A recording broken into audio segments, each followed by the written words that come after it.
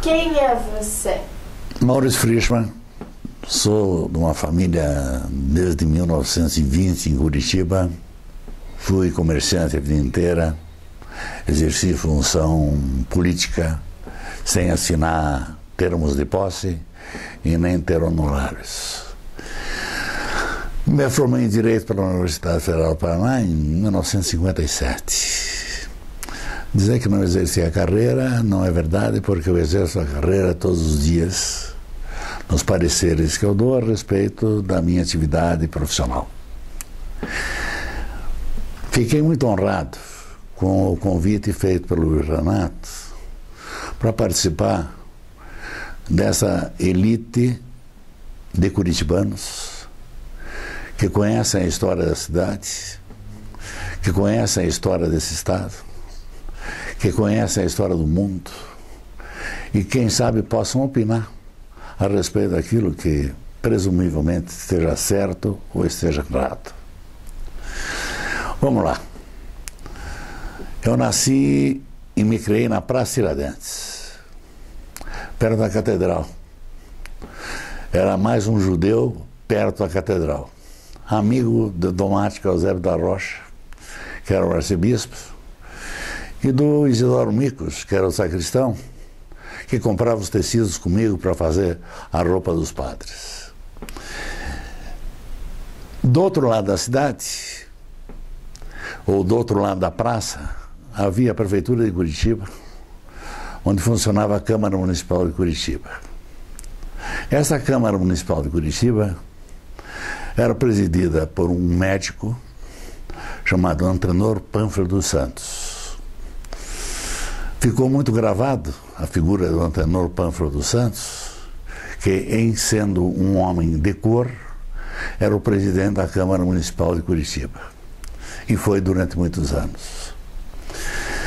Eu morava bem na frente e tirei muito proveito dos oradores da Câmara Municipal de Curitiba, no momento em que, sem dúvida, o interesse básico era a cidade de Curitiba, e não interesses políticos, nem trajetórias políticas que pudessem representar degraus convenientes a seguir. Eu tive minha atividade empresarial começando com 14 anos.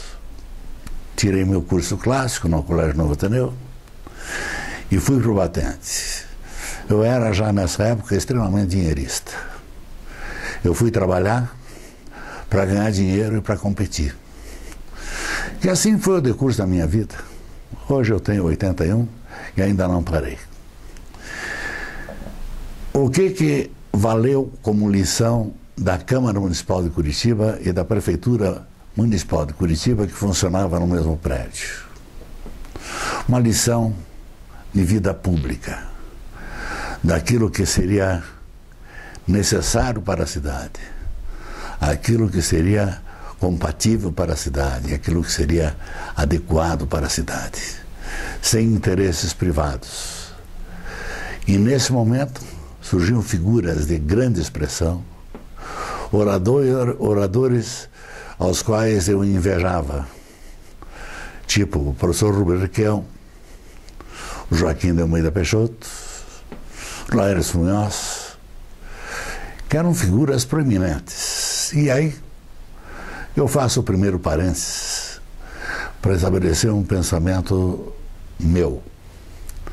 Vejam bem, o crivo, naquele momento, era por pessoas ilustres, ou pessoas que realizavam.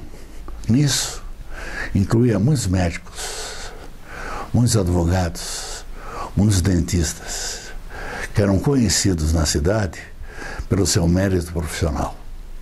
E o respeito aparecia por ali. Não havia as críticas da imprensa. Havia alguns jornais de Curitiba que disputavam lugar entre si. Entre esses, nasceu a Gazeta, com o Deplácio de Silva, nasceu o Jornal à Tarde, com o Roberto Barroso, nasceu o Dia, com os protegidos do governador Lupion. Os jornais entre si tinham uma competição heróica muito brava, muito contundente e muito ética. E por ali eu acompanhava as notícias e naquele momento já começávamos a pensar em rádio, onde eu patrocinei um grande número de programas, sendo que um deles, a Revista Matinal, ficou no ar pelo menos 10 anos. O que era a Revista Matinal? Era a leitura dos jornais, com o relato das coisas que tinham acontecido, fosse no mundo empresarial, no mundo político, inclusive no mundo policial. Pelo sucesso da Revista Matinal, eu patrocinei com Abel Escuciato o Assunto da Dona Justa. Aí já foi marketing puro, porque era só notícias policiais, interpretadas por uma maneira fantástica pelo Abel Escuciato, que ficou sendo uma figura respeitada, tanto é que hoje seu nome contempla uma das ruas em Curitiba. Muito bem, eu tinha de trabalhar. E o que era o meu trabalho? Meu pai tinha 2 lojas, uma na esquina da Tiradentes, outra na Generoso Marques. E naquele tempo tínhamos também uma fábrica, o que compunha um rol de mais ou menos uns 150 funcionários. E o que eu aprendi nessa época, de forma excepcional, foi como tratar os funcionários e como conviver com os funcionários de maneira digna, honesta e fazendo jus, com cuidado excepcional, com pessoas de menor poder aquisitivo que estavam lutando para ter o que comer. Esse momento foi muito bom e foi muito importante. Aprendi bastante. Simultaneamente a isso, nos anos 41, 42, 43, 44, eclodiu a Guerra Mundial e, trazendo para os dias de hoje,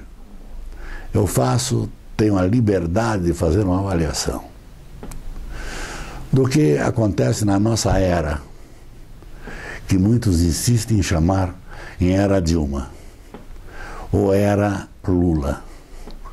Eu diria que era Mussolini. Mussolini, na Itália, exerceu o mesmo papel exercido por Lula em todos os seus mandatos na presidência da República. Como? Privilegiando os muito ricos, tornando-os cada vez mais ricos e distribuindo em migalhas aos pobres, para que eles ficassem contentes, felizes e lhes dessem o voto. O que aconteceu na Itália de Mussolini?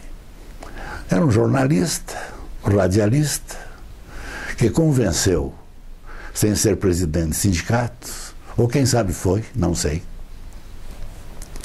o povo italiano, que era um povo bélico, que tinha muita força, e passou a promover todos os medíocres que até então, no período de reinado, não tinham tido oportunidade, passaram a tê-las. Como presidentes de sindicatos, como grandes líderes, até como oficiais do exército. O caminho foi muito claro. Privilegiar os ricos, os Fiats e Companhia Limitada, e privilegiar com esmola os pobres, para deles obter o apoio. Esse apoio foi nefasto. Todos nós sabemos qual foi o final desta comédia. E se me refiro ao fato como comédia, é porque assim entendo, da mesma forma que a representação atual na presidência da República não deixa de ser com traços de comédia. Difícil acreditar, difícil se convencer. Mas o povo brasileiro se habituou desde o tempo da era Vargas a acreditar numa ditadura, seja essa através do Congresso, seja através do Palácio do Catete. Getúlio Vargas enganou esse país por 15 anos. Ele se referia sempre aos trabalhadores do Brasil. Mas ele cuidava dos seus interesses pessoais.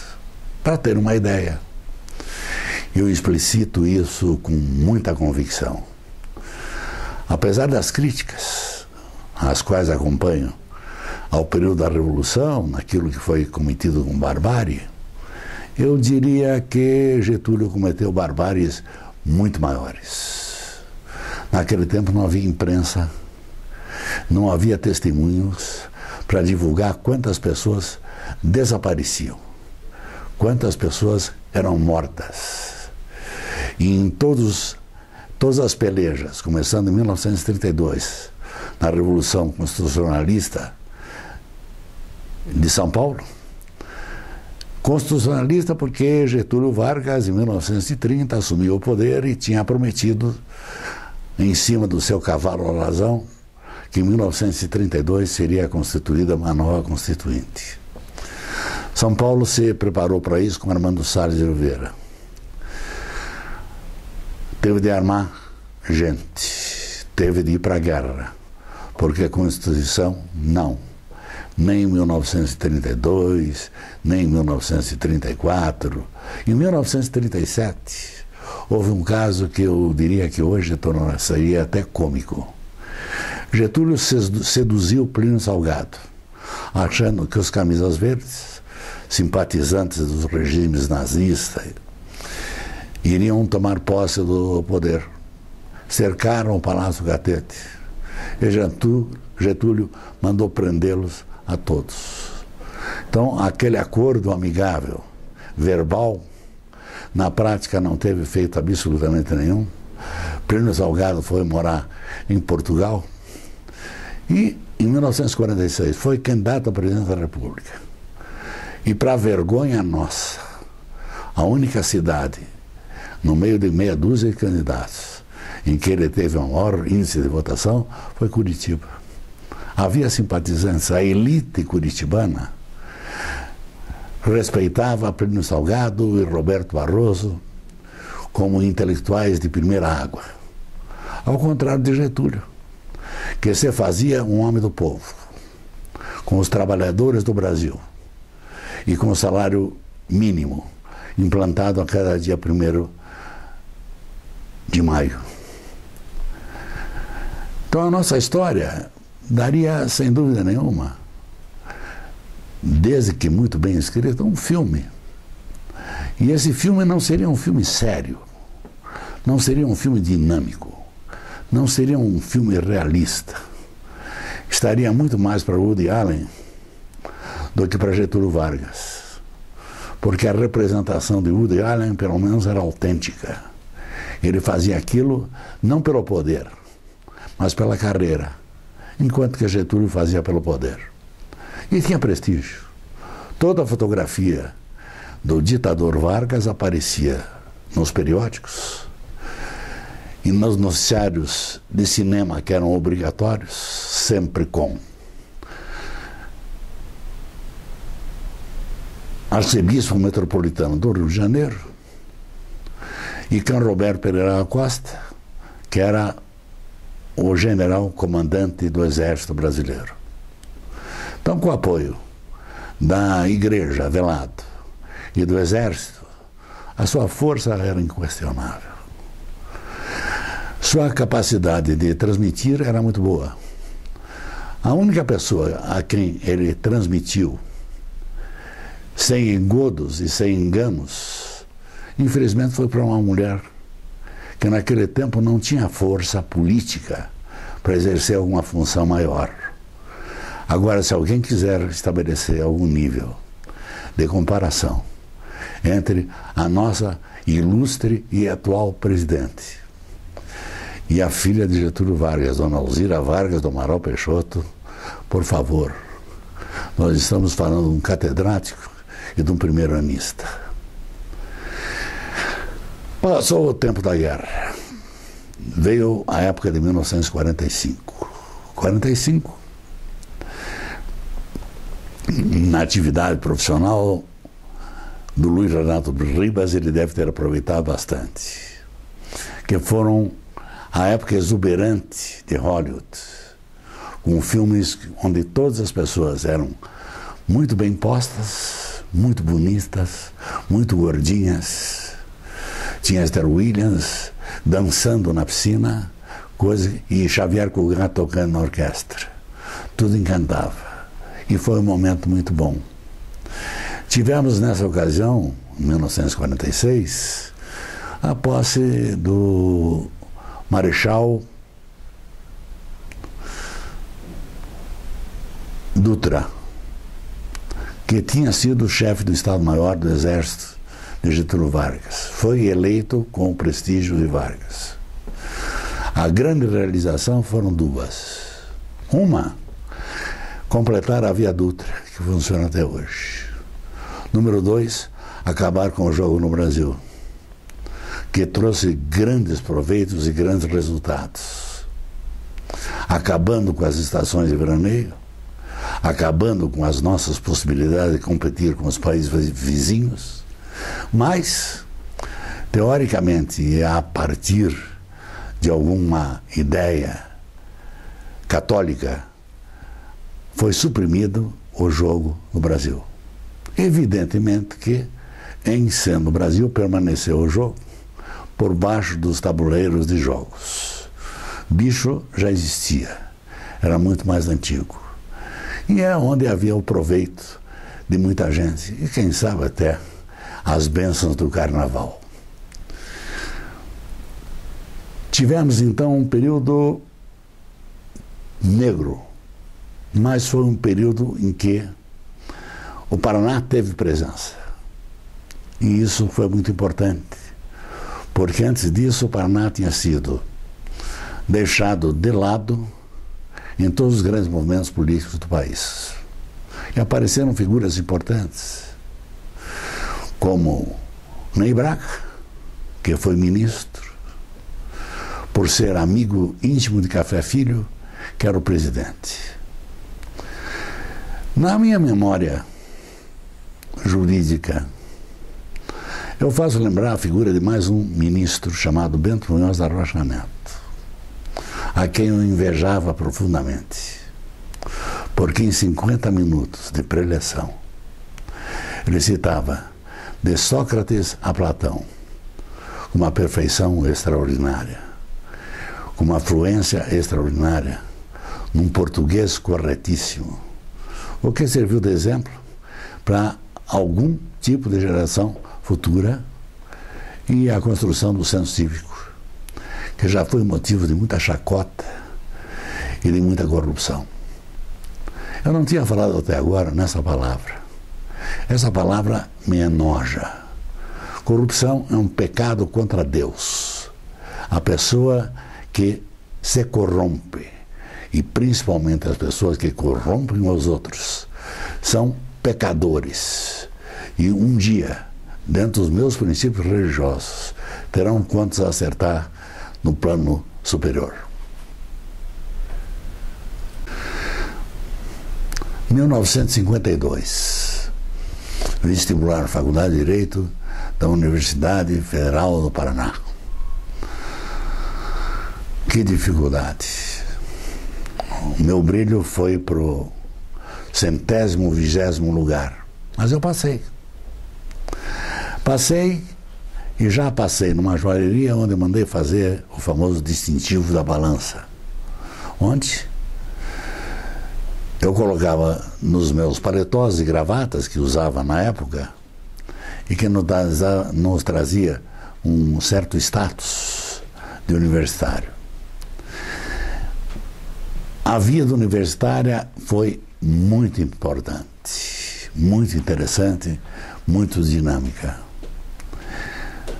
Grandes professores, enormes professores, didatas perfeitos, alguns com situações que se tornaram até curiosas. Vou me atrever a contar uma delas. Direito Penal, 3º ano. Peguei uma final. Professor Laércio Macedo Munhoz. Sorteei o ponto. Dissertei sobre o ponto. Ele me disse nota 5. Digo, mas professor, eu dissertei tão bem, falei tanto, o senhor me dá 5? Ele disse que da matéria você não sabia nada. Pela tua apresentação, eu dou nota 10, média 5. Isso, quem sabe, tenha sido um exemplo para a minha vida inteira, de saber que a nota 10 sempre aparece de uma forma explícita, irredutível e perfeita. Se nós fizéssemos hoje uma escuta a respeito da opinião do povo, a respeito do Brasil de hoje, com zica ou sem zica, nós veríamos que a nota é muito baixa. Embora, sem dúvida nenhuma, as carruagens não existam mais, mas os automóveis de luxo existem. Até o Rolls Royce do Collor. Não sou político, porém, a minha responsabilidade social fez com que eu fizesse vida pública. Como eu fiz vida pública? Sem cargo. Acompanhando uma candidatura a deputado estadual do Roberto Requião, que se tornou depois prefeito de Curitiba e se tornou governador do estado. Era um homem de princípios excepcionais, de uma formação cultural perfeita. Eu o acompanhei durante 12 anos. Depois desses 12 anos, em que eu tinha a posição de conselheiro, apareceram outros conselheiros, os que estão aí até hoje, e que não têm nada a ver comigo, e que não sabem aconselhar coisíssima nenhuma. Infelizmente, a degradação do mundo político no Brasil foi excepcionalmente grande. Acompanhou perfeitamente a evolução da população do Brasil.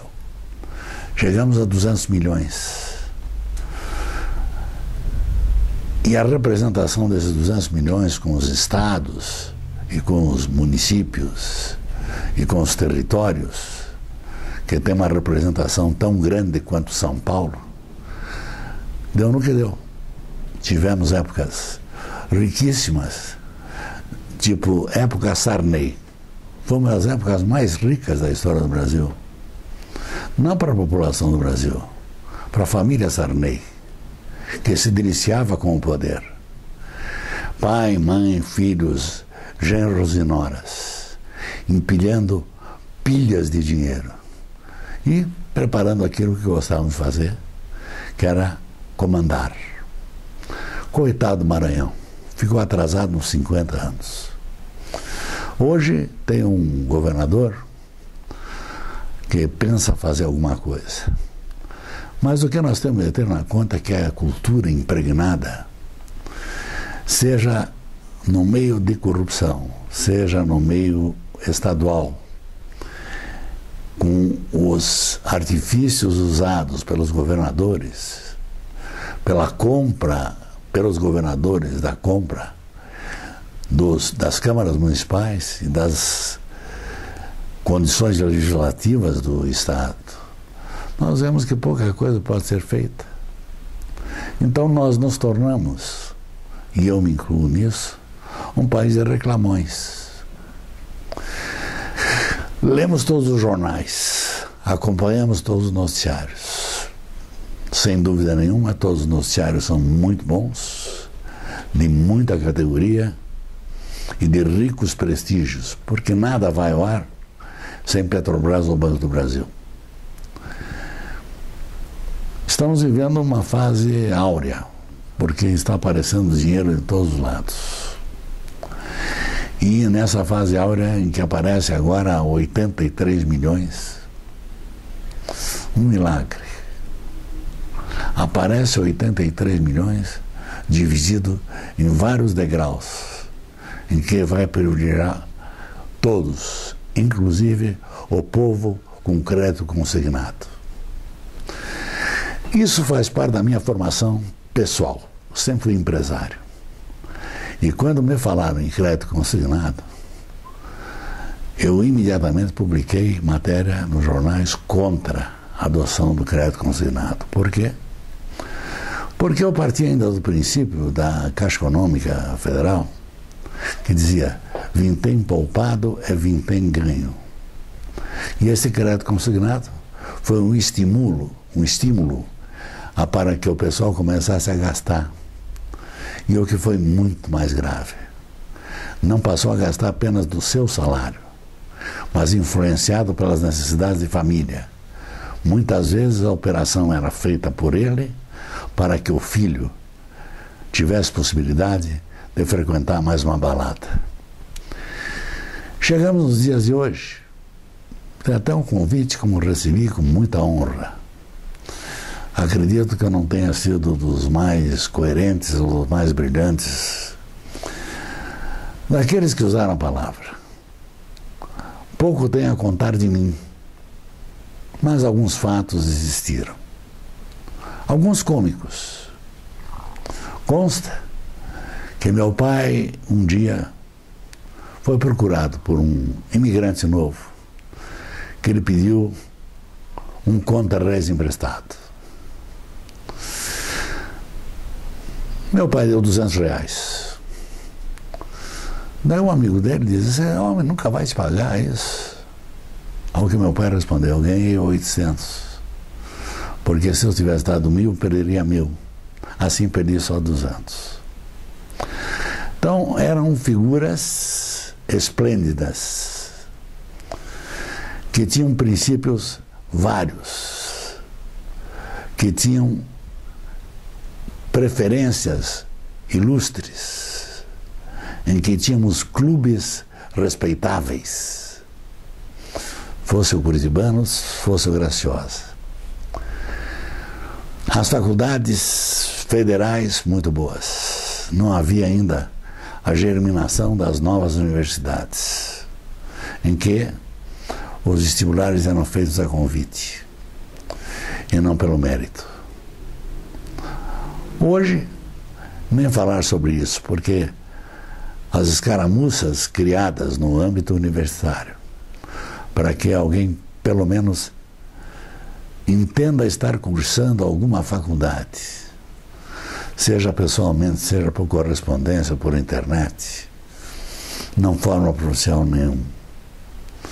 E o que é ser um profissional, além de ser um futebolista? É aquele que realmente aprende uma profissão. Profissional é aquele barbeiro que corta muito bem o teu cabelo. Profissional é aquele alfaiate que vai costurar muito bem o seu terno. Profissional é aquele médico que, independente do valor da consulta, dedica-se integralmente ao paciente. Profissional é aquele dentista que trata de te instruir de como manter uma higiene bucal. O engenheiro, que naquele tempo apresentava figuras ecléticas e importantíssimas, em que a cadeia de resistência dos materiais, da qual eu apenas ouvia referências, era das mais importantes do curso. E eu diria, para arrematar, que o que nos falta hoje é a resistência dos materiais. É difícil aguentar, é difícil compartilhar, é difícil usufruir daquilo que está acontecendo. Eu já tenho um monte de netos, 5 bisnetos. Minha preocupação hoje é a formação deles. Felizmente são religiosos. É um bom ponto de apoio. E é uma boa credencial.